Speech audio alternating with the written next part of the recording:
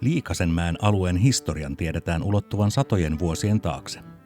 Kyseessä on kylänpaikka, jonka historia ulottuu mahdollisesti jo rautakauden puolelle.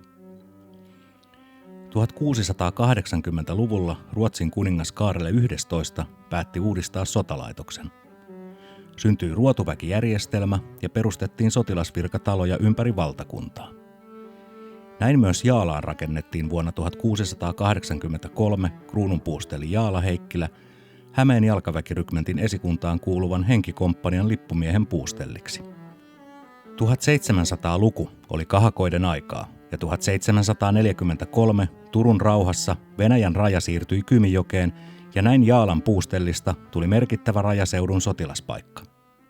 Vuosisadan lopussa keväällä 1790 kuningas Kustaa III tuli sotajoukkoineen Jaalaan aikeinaan ajaa venäläiset takaisin Viipurin taakse.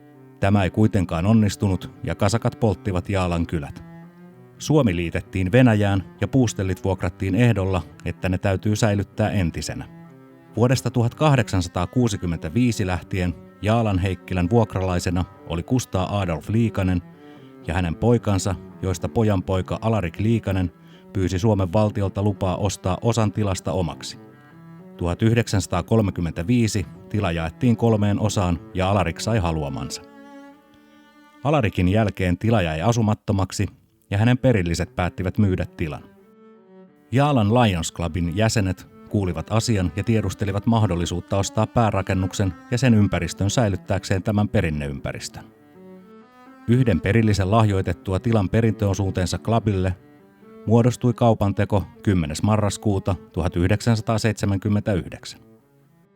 Jaalan Lions Club nimesi paikan Liikasenmäeksi, jona se myös tunnetaan ja on nyt museoviraston suojeluksessa. Liikasenmäestä on tullut vuosikymmenten saatossa Jaalan keskeinen tapahtumapaikka. Lähdetäänpä tutustumaan nyt tarkemmin Liikasenmäen alueen kehittämiseen ja ainutlaatuisen tapahtuma-areenan rakentamiseen. Alueen kehittäminen on suunniteltu aluetta kunnioittaen yhteistyössä museoviraston kanssa. Vuonna 2022 Lions Club Jaala aloitti suunnittelun Liikasenmäen alueen kehittämisestä ja tapahtuma-areenan rakentamisesta yhteistyössä Jaalan nuorisoseuran ja Kouvolan Soivien kylien kanssa. Tarkoitus on kehittää Liikasenmäen alueesta ainutlaatuinen tapahtuma-alue, joka palvelee monipuolisesti erilaisia tapahtumia ja luo siten elinvoimaa ja jatkuvuutta koko seutukunnalle. Alueen kehittämisen myötä Liikasenmäen historiallinen alue saa uuden elämän ja alueen säilyminen taataan. Alueelle kohoaa katettu tapahtuma-areena, jollaista ei aiemmin ole ollut Kouvolassa.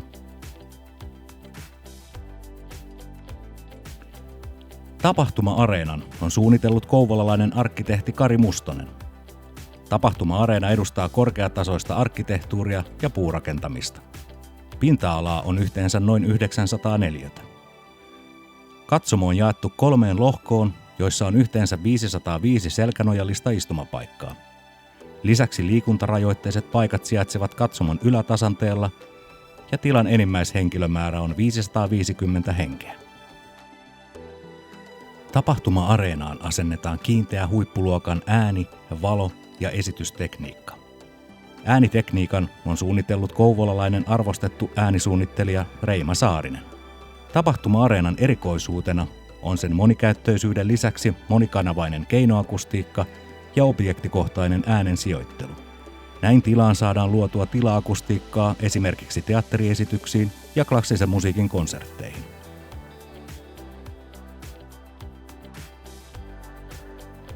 Uusi uljas tapahtuma-areena sijoittuu Liikasenmäen Pyhäjärven puoleiseen rinteeseen ja siten historiallisen alueen julkisivu ei juurikaan tule muuttumaan Jaalantieltä katsottuna. Nykyiset kanttiinitilat saneerataan, jotta ne palvelevat alueen tapahtumia. Uusi sisäänkäynti rakennetaan tapahtuma-areenan puoleiselle sivulle.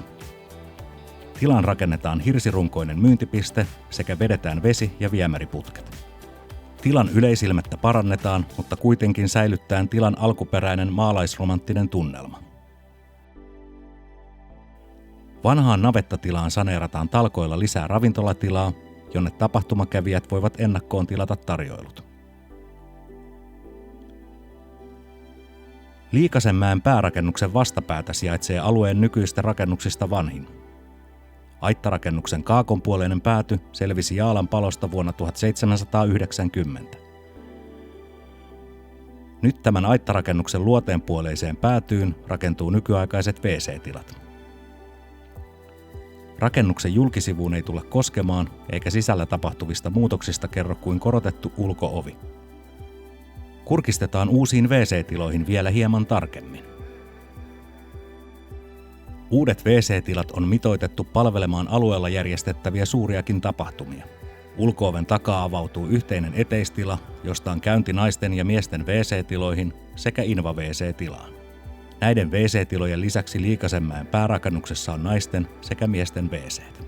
Kanttiinitilan saneerauksen ja uuden WC-tilan suunnittelusta on myös vastannut arkkitehti Kari Mustonen. Kesästä 2025 alkaen Liikasenmäen alue tulee palvelemaan seutukunnan tapahtumia aivan uudenlaisella ilmeellä. Tule mukaan yhdessä kehittämään Liikasenmäen aluetta tai luomaan tapahtumia tälle ainutlaatuiselle alueelle. Ole rohkeasti yhteydessä Lions Club Jaalan väkeen.